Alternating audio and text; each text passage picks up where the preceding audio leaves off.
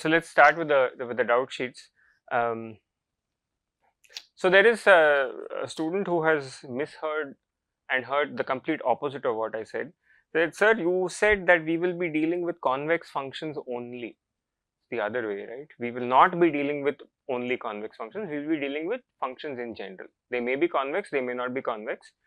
Now, do we need to check whether the optimization function is convex before solving the problem for exams and assignments? I don't think you should make any assumptions whether the function is convex or not. So,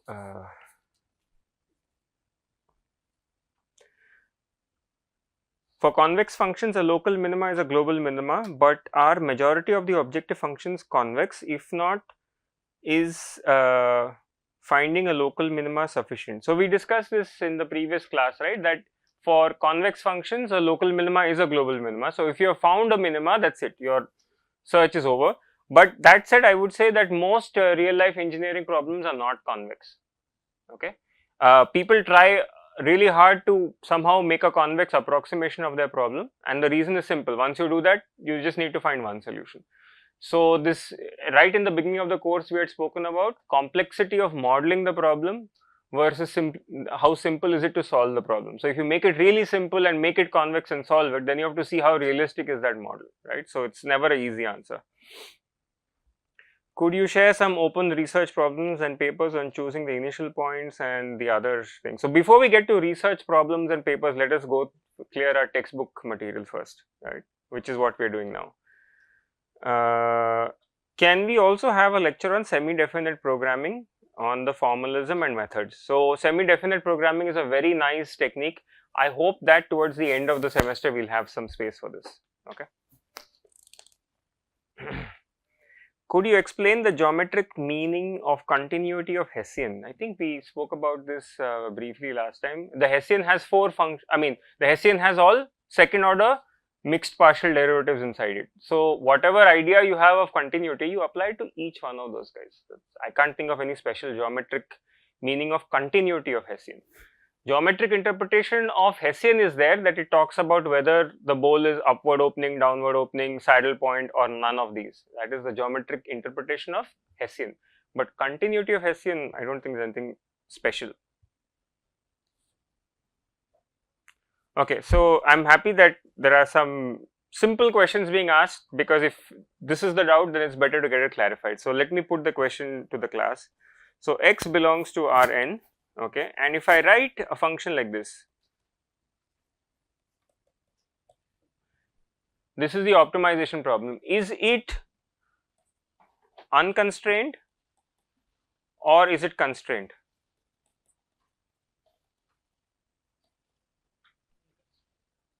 This is clearly unconstrained. What would make it constrained? Right, so I could either write it like this,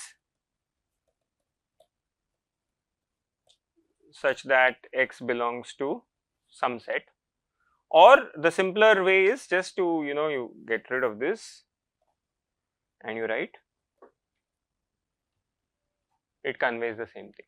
So here you can see it's constrained because x is not free to live anywhere, it is forced to be in some set omega, capital omega, okay. And this is a very general way of writing it. You can have also now variations of this. You could have, for example, minimum like this and x such that g of x is, I don't know, belongs to some set. So this is also a type of constrained optimization, that you're now saying the function of the optimization variable is constrained. So there are all sorts of flavors available, okay. Is quasi-Newton method faster than Newton, and if so, what is the rate of convergence? So we will look at Newton and quasi-Newton algorithms in detail as we go. Newton is as fast as it gets with quadratic. Quasi-Newton obviously will not be as fast, but it gets close. Which direction is considered good in the case of non-convex function? What is actually meant by stuck at a local minima? Okay, so these are things that we will spend a lot of time talking about.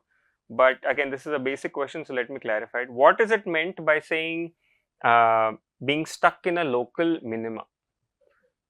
It just means that if let's say I start my optimization from here, I'm over here, and at this point I ask, should I go up or down if I want to get to a minima of the function? Obviously the answer is, to go down I have to take a step to the right.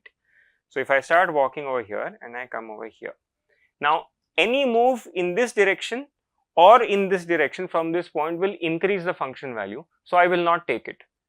Right? Now if this function on the other hand happened to be something like this, then once I have reached here, I will never get out of here. Even though the true solution is here, I will not, there is no mechanism for me in the way that we have spoken about so far for us to get there. So this, you would then say that the algorithm is now stuck in a local minima. Okay. And remember, I'm showing you a one-dimensional plot. Imagine this in 1 million dimensions. You cannot plot diagrams and see where you are. Okay. So that's the intuition of being stuck in a local minima. Is there something similar to Hessian for a function defined from Rn to Rm? So you could always define a Hessian for each of the output function values. It's a mess to keep track of it, but that's how you have to do it. Okay, here is a question that deals with revision of your linear algebra. Does positive definiteness always infer invertibility of Hessian? So let's take it step by step. We wrote the Newton direction. Can someone remind me what the Newton direction was? Minus, right? Grad f. This was the definition of the Newton direction, which we will derive. You don't have to remember it, right? Now this and we said that the Hessian should be positive definite. We just stated it, we are yet to prove it. And the question is that, remember I made a statement that the Hessian should be positive definite, but the question is, does positive definiteness always imply invertibility of the Hessian? That's the question. Is it enough for me to say that the Hessian is positive definite for this guy over here, right? For this guy over here to exist? Is that a yes, no, or depends? Because? Okay, so the explanation from linear algebra is correct, that if this is positive definite, implies that all the eigenvalues lambda i's are strictly greater than 0.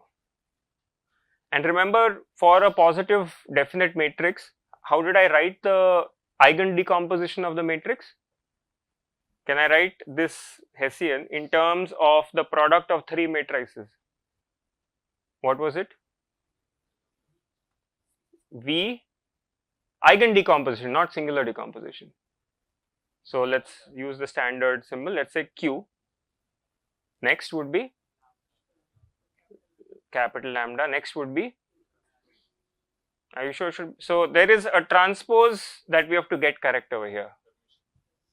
Let's assume it's real value. So if I put the transpose over here, right? So this is correct. Now, what was the property of Q? What was in the columns of Q? Eigenvectors. And what is the property of eigenvectors? They are all orthogonal, right? That means each of these, so therefore if all the columns are orthogonal, that means it's full rank and invertible. That means Q is invertible, obviously Q transpose is invertible. Eigenvalues are positive, therefore this guy is a diagonal matrix with lambda i's over here. A diagonal matrix with greater than 0 entries can trivially be inverted. So if it's enough for me to say that the Hessian is positive definite, because now you look at this expression, I can take inverse on both sides, it is guaranteed to exist. Which is why we said positive definite, not positive semi-definite. Because if positive semi-definite, one eigenvalue being 0 means I cannot invert it. Right? So that is the requirement. This is fine? Okay.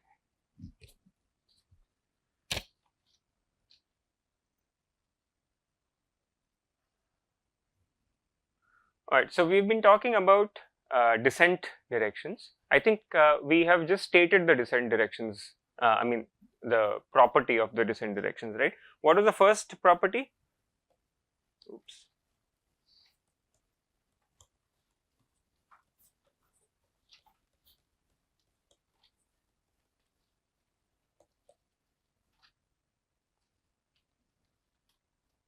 Did we state it?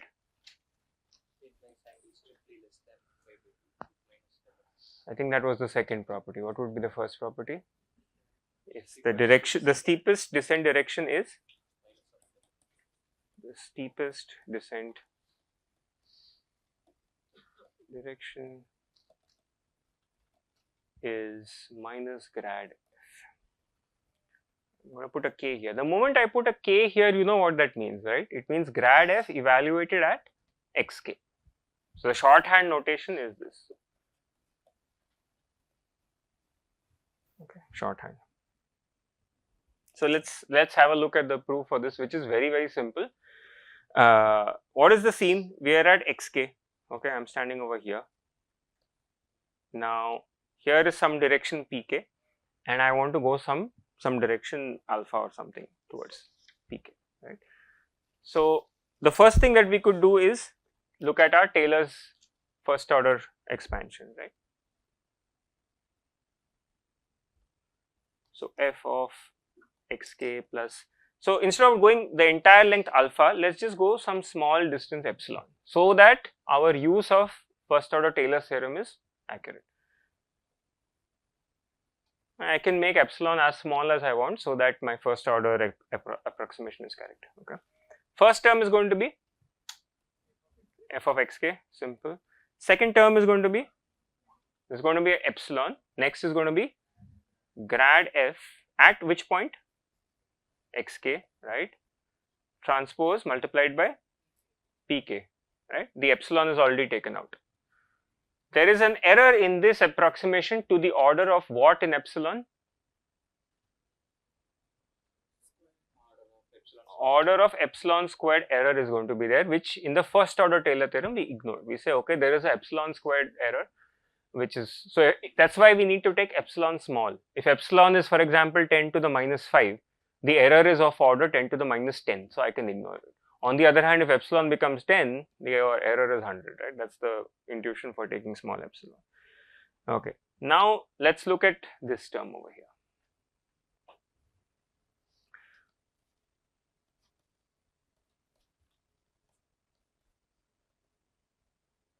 So the expansion of A transpose B or X transpose Y, how have we been doing it algebraically?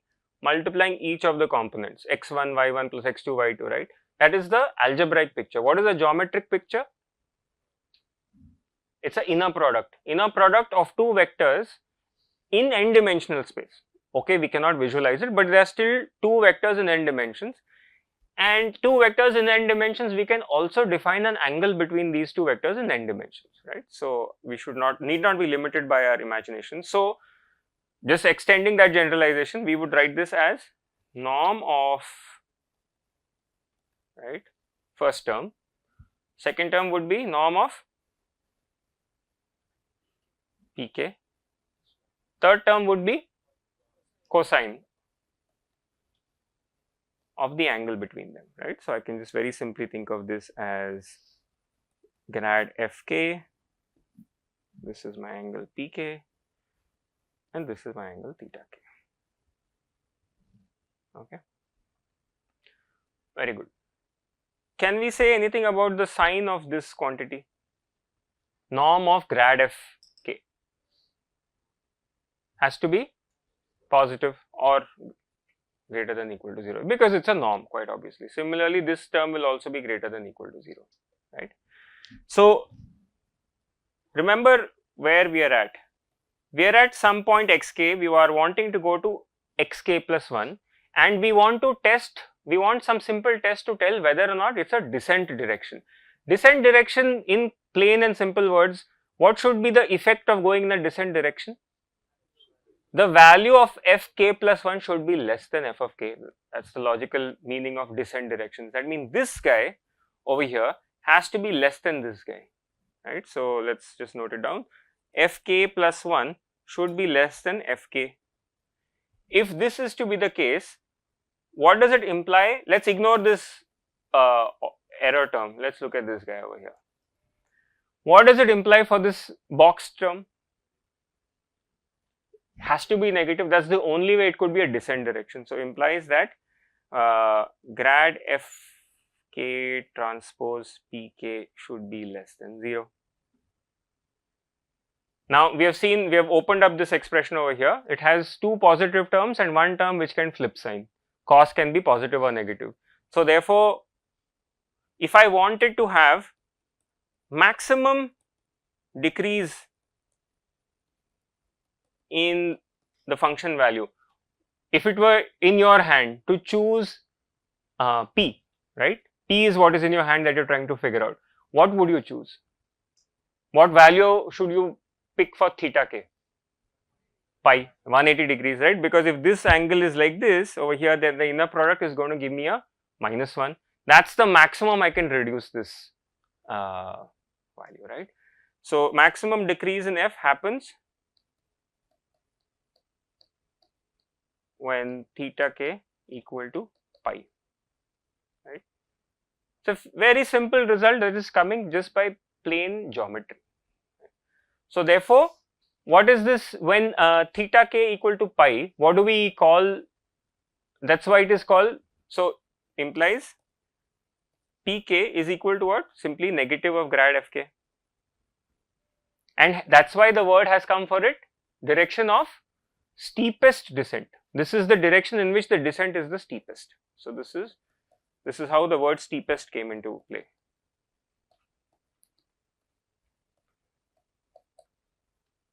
Right.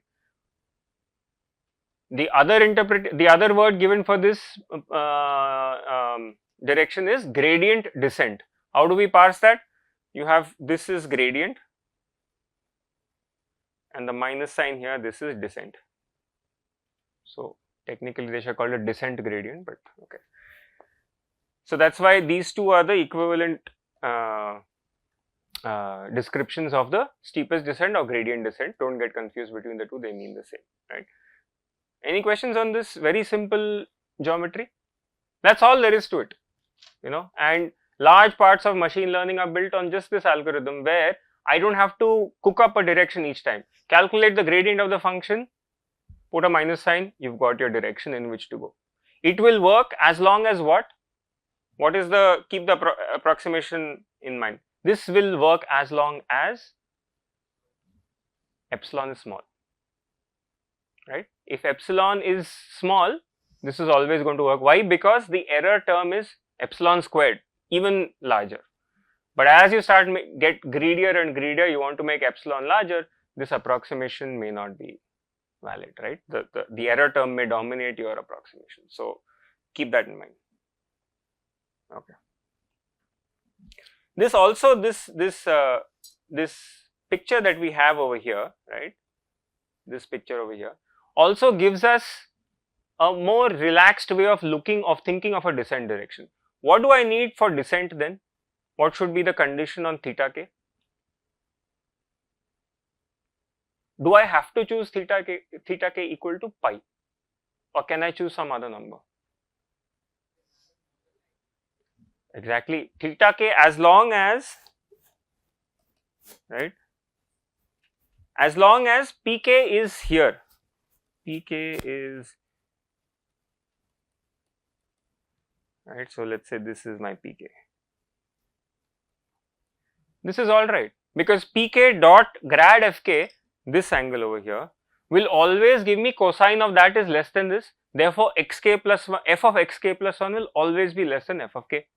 So this gives us a little bit more breathing room to say that, okay, I can choose this theta k to be any angle greater than 90 and less than minus 90, right? I can also go from here.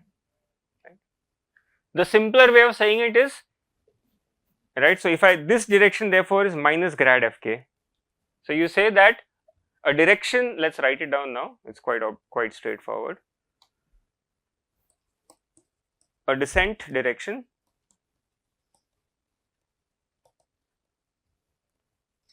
makes an angle